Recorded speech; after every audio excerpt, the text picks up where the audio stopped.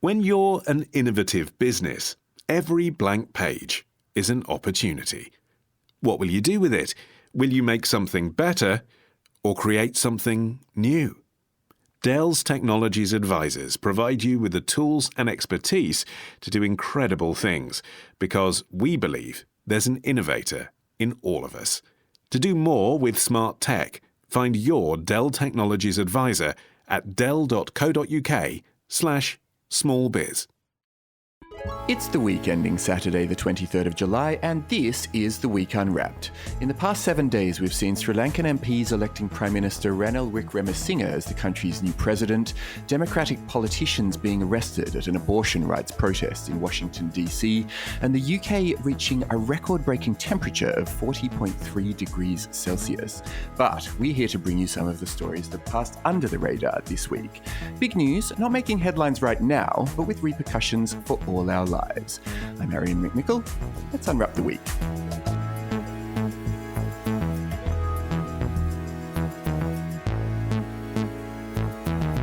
And as Olly's on holiday, I'll be slipping into his what I imagine are sandals right now for the next couple of weeks. And joining me today from the week's digital team, it's the boss man, Holden Frith, freelancer extraordinaire, Suchandrika Chakrabarti, and another shiny new addition to the Week Unwrapped team.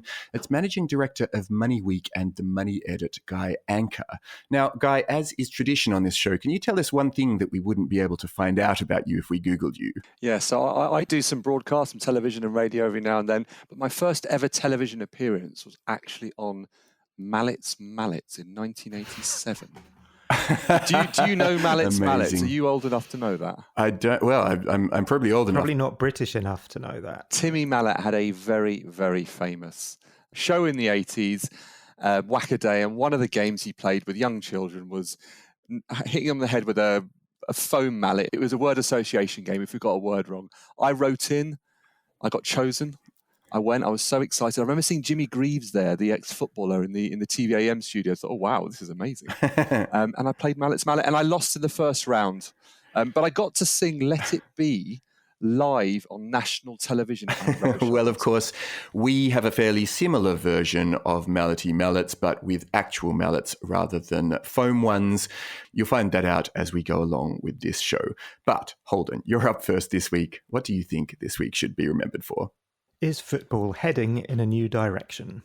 My opinion when it comes to heading for youth, I don't think you can take heading out of the game. I think it's something that actually they should be taught how to do properly from a very early age, because the problem with heading with the younger players is if they don't know the correct technique, then actually that's going to cause more damage, because as we're going to go through now in the video, if you don't actually contact the ball with the right part of your head. How to head the football, the defensive header from YouTube channel Want the Ball. Holden, what's the story here? What happened this week is that England's Football Association announced that under-12s will be banned from heading the ball in the leagues and competitions it supervises next season. And although this is initially a one-year trial, the FA has strongly implied that it's planning to make this a permanent change from the 2023 to 2024 season onwards. And what's the reasoning for this shift in direction? The aim is to limit the risk of long-term health problems, particularly dementia, which is 3.5 times more common amongst former professional footballers than it is in the general population. This has been talked about for quite a while. The Telegraph has actually been in the vanguard of the campaign to draw attention to it. It started that in 2016. And a significant study was published by Glasgow University in 2019. But it started to get more attention 2 years ago when two of England's 1966 World Cup winners, Jack Charlton and Nobby Stiles, both died of dementia. This has also been a well-documented problem in American football, which is obviously a higher contact sport, as well as boxing and other martial arts. But there's now strong evidence that even the sort of comparatively light impact of heading, if it's carried out repeatedly enough, can cause a condition called chronic traumatic encephalopathy, or CTE, and this in the worst cases can lead to Alzheimer's, Parkinson's, motor neurone diseases and other forms of dementia. Okay, well, we'll come back to those studies. But Suchandrika, this isn't the first time that the FA has made moves to curb kids heading footballs. What's different about this trial? No, in the past, they've reacted to that kind of research by putting out guidance that just suggested that people should change their ways and not actually saying we need to change or we need to stop children doing these things. So in the past, they've recommended that adults should practice no more than 10 headers a week, but this only applied to long distance, high impact headers in the professional game. So it wasn't really looking at the fact that football is so popular with amateurs, so popular with children, and that they also need to be told this is not good for you. And so after years of overlooking calls from experts and campaigners to end heading in children's football, they're now following the US and saying, right, we're actually going to remove it from the games among younger age groups. And this process is happening with the approval from the International Football Association Board. And they're going to be removing heading from under 12 matches from the start of the 2022 to 2023 season. So it's happening really soon. So, Guy, we are largely talking about the professional side of the sport so far, but why is this trial starting at and particularly targeting the amateur levels of the sport? Well, I don't know the scientific aspect of it, but look, but as somebody who plays a lot of football, I can remember playing football as a kid. I can remember as a kid being scared to head the ball, if I'm completely honest with you, because it hurts. Yeah. And it does. Even now in my early 40s, when I head the ball, it hurts. If you a cross comes in, you really go for it. But there is some science out there, and I'm quoting scientists now, there is some science out there showing that this can be a real problem for the brain. So I suspect, the reason is because of that science. I look at there's a very famous case, very sadly, a famous footballer called Jeff Astle, who played for West Brom. He died in 2002, and his family have actually set up the Jeff Astle Foundation. And I'm actually looking at their page now, and they're explaining how he died from an injury which they believe was often caused by repeated heading of footballs, and they want this foundation to really raise awareness of the issue, because in their view it still remains very low in the UK. So going back to your question, I think it's very simple. I think the scientists are telling us that heading a ball is potentially very dangerous, so they don't want kids to do it, and you're at that formative part of your life. But it would fundamentally change how we play football, because heading is such a big part of playing football. But I suppose this is the thing, we are talking about these cases that involve people whose job it has been for a good chunk of their life to head the ball. So why is it, Holden, that they're introducing trials related to kids? Shouldn't we be going straight after the professional side of the game? There did seem to be slightly mixed messages from the FA about why they were starting with under 12s. And partly they said it's because heading is actually a much smaller part of the youth game than it is the professional game, which certainly suggests that it will be easier to introduce those rules. But it also suggests that perhaps they won't make that much of a difference if already people aren't heading the ball that much. I think there's a little bit of question mark over how much of a connection you can make from the 1966 generation to now, because the balls then were much heavier, they were leather, they didn't have any rubber sealant between panels, so in wet weather they soaked up a lot of water. And like Guy, I too can remember the kind of thudding feeling of heading a ball in the 80s on a damp football pitch. But the more recent research that's been done, mostly in Scotland for some reason, actually it's both the University of Glasgow I mentioned earlier and the University of Stirling, they've done research with new modern lighter balls, and they found evidence of micro damage to brain tissues after heading with those balls. And I think the reason they've said that children are the kind of key people to target is that the brain is still developing right up until the age of 24. I found one neuroscientist involved with this research suggesting, and she actually suggested that you should be looking at a ban on heading until at least that age. And I think I get the general sense that most neuroscientists think that a complete ban on heading at all ages would certainly be the most prudent approach. But on the other hand, Suchandrika, every sport exacts a physical toll of some kind. Rugby players break their legs and boxers accept that they'll suffer pretty serious injuries and concussions. Is this not simply part of a sport, and people who go into it, particularly those who want to go professional in football, that they know what they're getting themselves in for? Yeah, you've just been talking with Holden about how these trials are starting with the under 12s. I think it's a really important point to make that kids start getting scouted for the Premier League teams, for their kind of youth teams and their academies in their teenage years, don't they? They're not really much older than 12 and the scouts start coming round, seeing who's playing, seeing who's good. And the fact of like an athletic career is that it does sort of happen in your teens and your 20s, and then people tend to age out of them and go into other things. And so to get people used to the fact that heading is on its way out and that it might look amazing, but it's actually incredibly bad for you, I feel like that is a really good thing to get people to start agreeing with and start changing that culture. Like some things that feel impossible, we can change if we start getting the message out. I mean, the best example is smoking.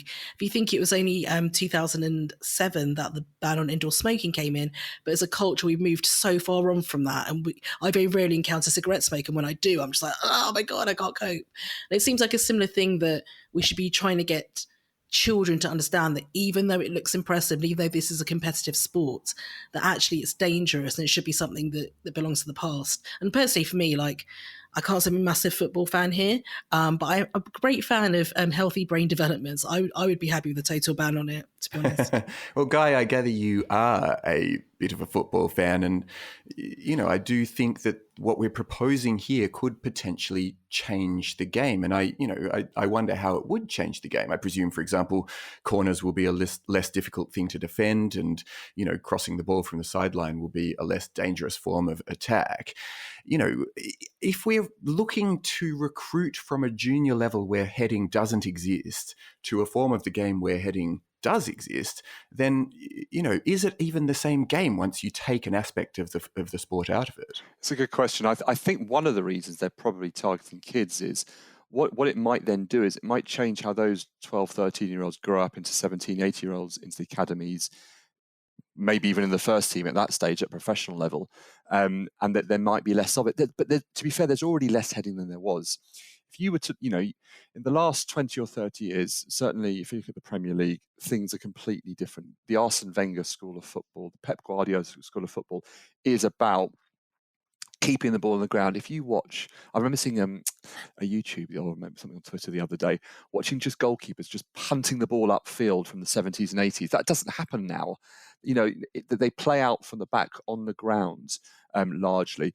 Don't get me wrong, heading is still a big part of football. It's not what it was. But the other way football has changed, and I wonder if this will happen with heading, is tackling is very different to what it used to be. If you watch football from even the 90s, you can Vinnie Jones absolutely thudding into a tackle and taking someone out and maybe only getting booked for it. Those challenges are now red cards instantly. So it's changed tackling. It's much less of a physical sport than it used to be. I would not be surprised if heading went in that direction. I also wondered whether some of the changes might even end up being positive. Like, granted, you would lose the sort of spectacular diving headers that Suchandrika mentioned, but it's possible that the game would end up being more free flowing. From what I can determine, it tends to be defenders who head the ball more. It tends to be more of a defensive move as they're intercepting crosses, and so, as Guy was saying, the incentive to keep the ball on the ground, to pass and dribble more, to be less speculative, less a kind of hit and hope approach, you might end up with a slightly more attacking, interesting, skillful kind of game. And even corners, I think you could, the sort of short corner is sometimes quite an interesting tactical move. And if that becomes, if crossing the ball is effectively ruled out, or at least, maybe even it isn't, because it's harder to defend as well as harder to latch onto the end of as a striker. So it could just be interesting in different ways. Okay, Guy, I'm crossing the ball to you next after this.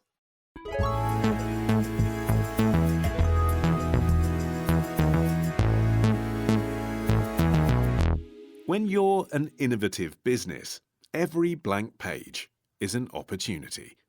What will you do with it? Will you make something better or create something new? Dell's Technologies Advisors provide you with the tools and expertise to do incredible things, because we believe there's an innovator in all of us. To do more with smart tech, find your Dell Technologies Advisor at dell.co.uk/smallbiz. So, Guy, what do you think this week should be remembered for? For how some can ease the pain of rising inflation. A fresh 40-year high, and meanwhile, for UK inflation, consumer prices rose 9.4% from a year earlier, heaping pressure on the Bank of England to deliver a jumbo rate hike next month. A Bloomberg News report published on Wednesday this week. Guy, what's the story here? Yeah, so as has been very well documented, inflation in the UK is at a 40-year high. It means prices over the last year have been rising on average by over 9%, which is horrific for so many people's budgets. What that's meant is interest rates have gone up. Economic theory says you put interest rates up, you can control inflation that way. That means that savings rates have gone up. And that's why I talk about easing the pain of rising inflation. It's not all good news, and we'll get onto it, of course, the finer detail of it. But interest rates, the Bank of England base rate, which was what I mean by interest rates, they are used by so many banks and building societies to determine savings rates. Savings rates have gone up. So if you're getting a paltry 0.01% or anything under about 1.5% at the moment, move it, because you can get much better rates. So savings rates are going up. In layman's terms, what does this mean for everyday people and their bank balance? It means that if you have spare cash that you do not want to invest in the stock market, that you want in the relative safety of a bank or building society or credit union account, you can now get better rates than you could a month, 6 months, a year ago. In actual fact, savings rates are at their highest for between 2 and 3 years, depending on what sort of savings account you're looking at. So lots of people leave money in their current account earning nothing. That's a no-no. Lots of people are with big banks getting 0.01%. That's a big no-no. You've got people like me who chase the best rates. I need to move mine again because I'm only getting 1 point something percent. Now I can get better. So even the people that chase the rates keep chasing because rates are going up at the moment.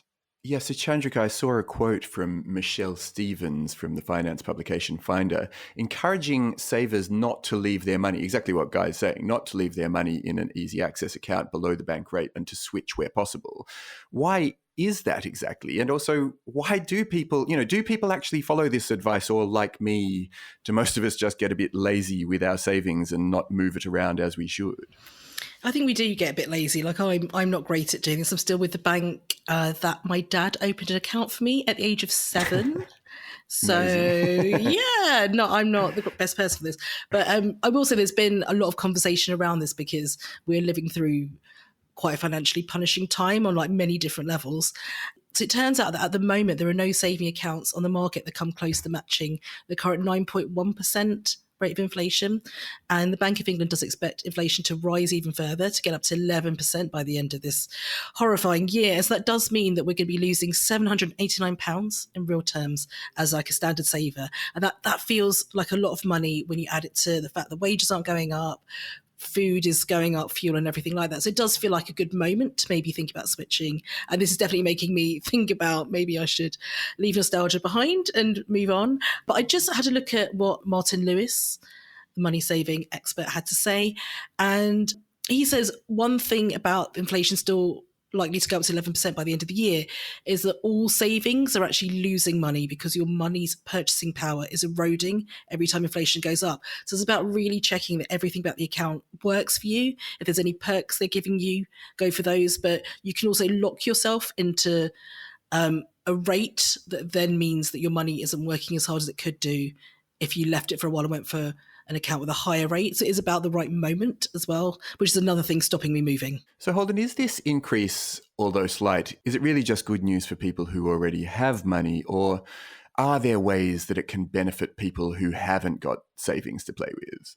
Well, I mean, I think this sort of taps into the question of whether this is good news or bad news, and it's really quite tricky to work it out because a higher interest rate certainly could mean that more people are encouraged to save, which is a good thing because as a country we don't save enough. But as Suchandrika was just saying, at the moment savers are guaranteed to lose money in real terms, which is definitely a bad thing.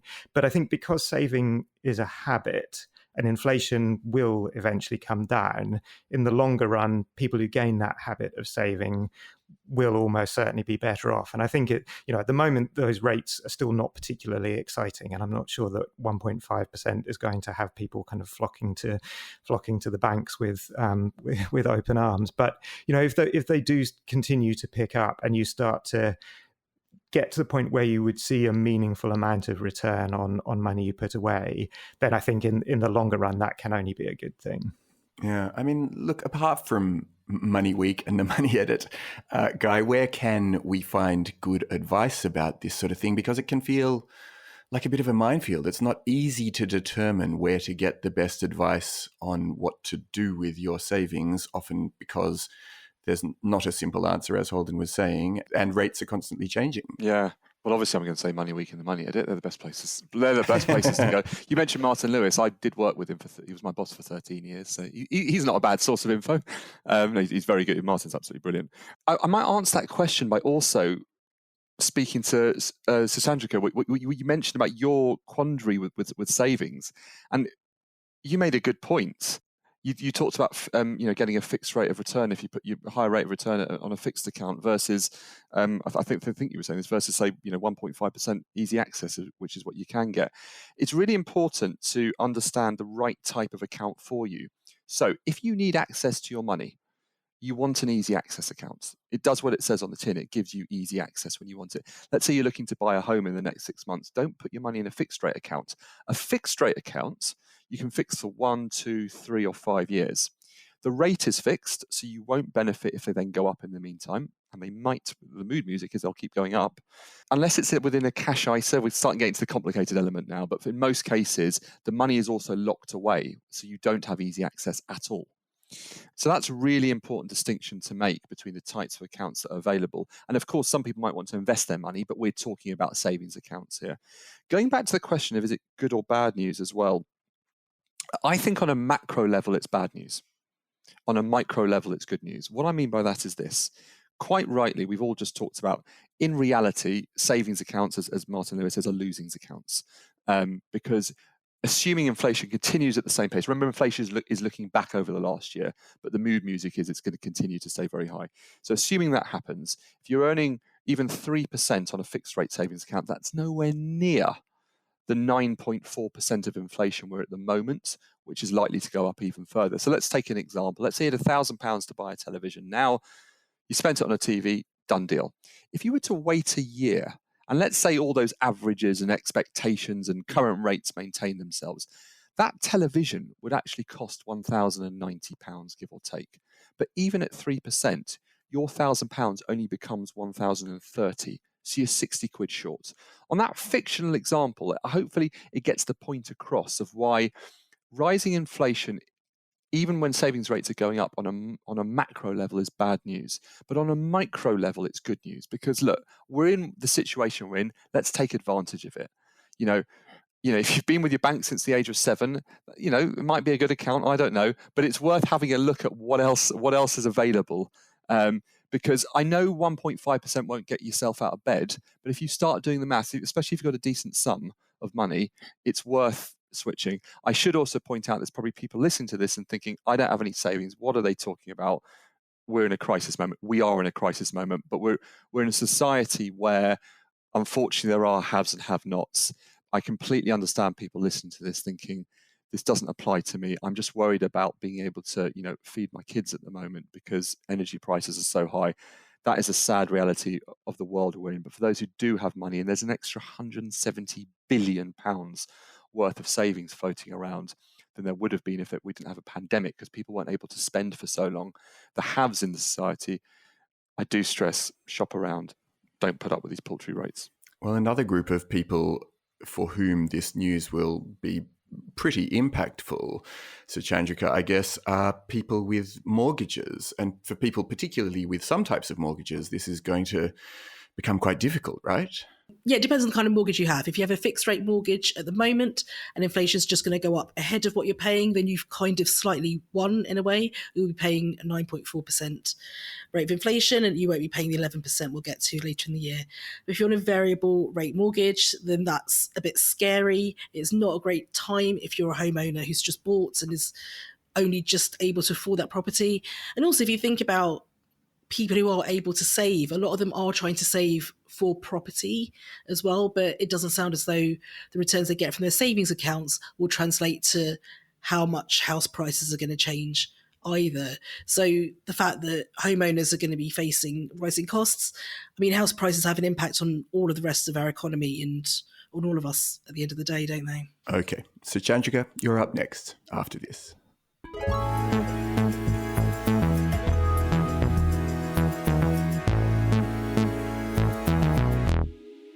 Okay, Suchandrika, you're finishing the show. What do you think this week should be remembered for?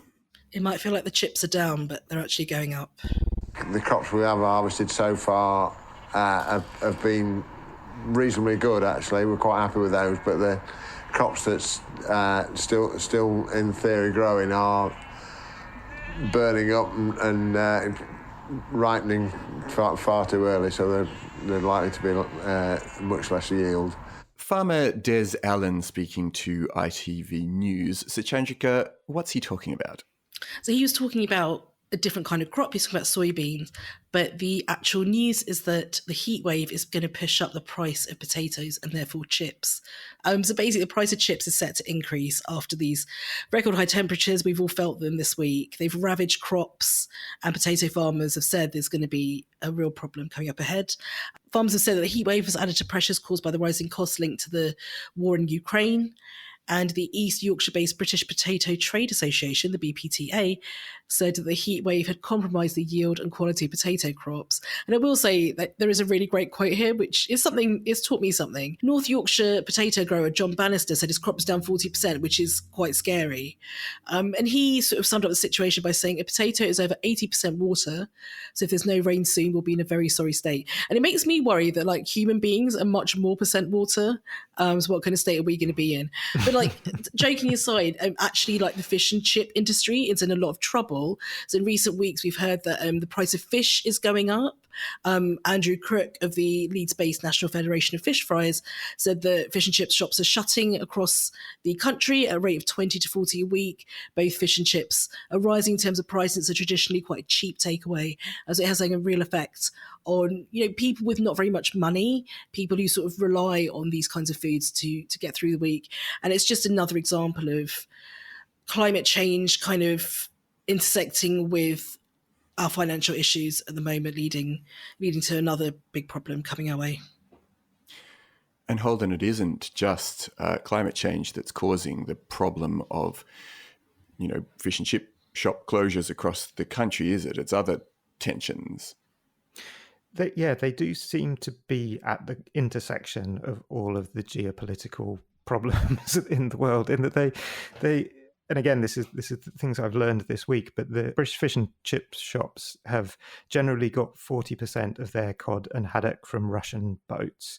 They're obviously now out of the market because of sanctions, but they also got more than half of their cooking oil from Ukraine, and supplies of that have been cut off. When you add to that the fact that labour costs have also gone up, and now it looks like potato costs are going up. Clearly, that's pretty much all of their inputs are rising quite steeply in price. And I think the sort of added factor to that is fish and chips is one of the products, like a pint of beer or a litre of petrol, where the price is quite tangible and noticeable, and people tend to have an expectation of what they're going to pay, and so they really notice when it rises.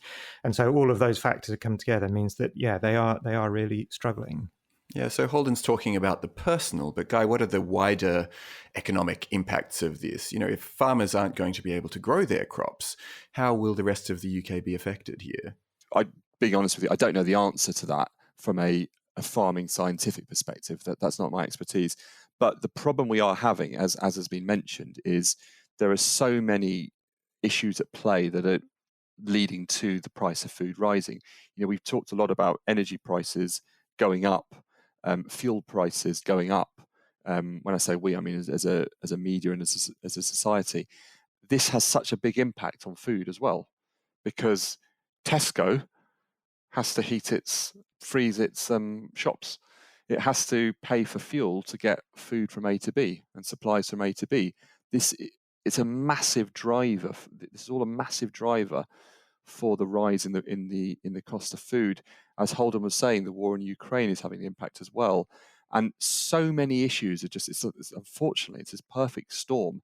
And those of us in the personal finance world, like myself, it's not a nice time, because we're constantly helping people as much as we can fight these fires of rising costs. And I go back to Martin Lewis again, as mentioned him again. I can remember him on one of his television shows saying, "I'm out of tools to help people at the moment." And that struck a chord with me.